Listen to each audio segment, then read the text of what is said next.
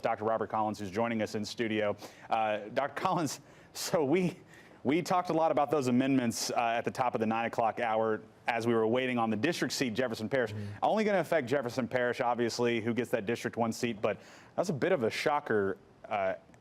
Andrea coming through there and forcing a runoff. This is the shock of the night. You know, Manuel spent almost no money. She didn't really, she had no television spots.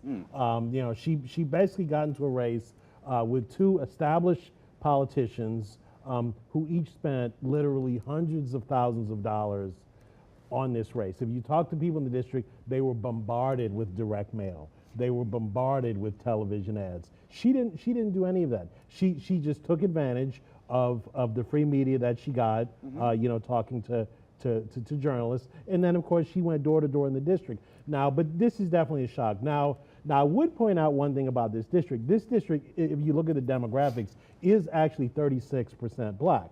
So this is a 36% black district. So I'm assuming that her strategy was she probably went into those black neighborhoods in Marrero, in Harvey, probably went door to door, and she made sure that she turned her vote out. That was, and I'm looking here, we're now, because according to the SOS website, the numbers are official at this point. Jefferson Parish has been called, so it looks like 42% of the vote came from Democrats. And I mentioned this to you too, if you think this had anything to do with it. You know, it did get contentious. You talked about the money spent between Ricky Template and Tim Kerner Jr. It almost felt like this was almost a sure thing between these two guys, and that Andrea kind of was going to be a third place, but it just didn't turn out that way. She got more votes than any of the three, but her and Tim Kerner Jr. both 36%. That's what's triggering the runoff. But do you think the mudslinging? I know they say all press is good press.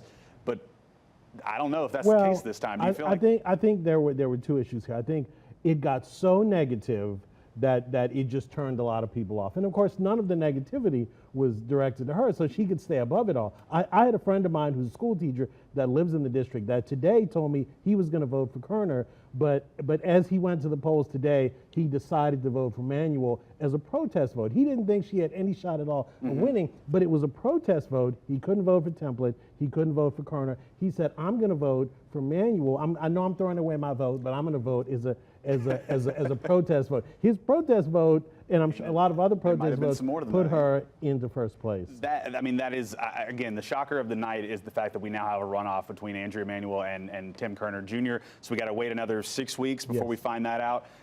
Ricky Template's 28% probably helped trigger that runoff between the two front runners. I do want to quickly touch on the amendments. Any shockers with that? I mean, it's no across the board, most likely. No. So basically, what happened is the governor and the state legislature misread the will of the people and the opinions of the people, and this was a case of overreach. They tried to make large structural changes to the Constitution, but I think there was a very strong mandate that the people don't want that. So hopefully the governor and the legislature will go back to the drawing board, and if they want to make changes, put together a more rational set of amendments with simpler language that the people can actually understand. Not so broad and something, exactly, something that they can understand. Exactly. Well, Dr. Collins, Dillard University professor, political analyst, we thank you for coming on here. A pretty exciting election night. Not a ton of stuff on the ballot, but definitely some surprises there. Thank you very much.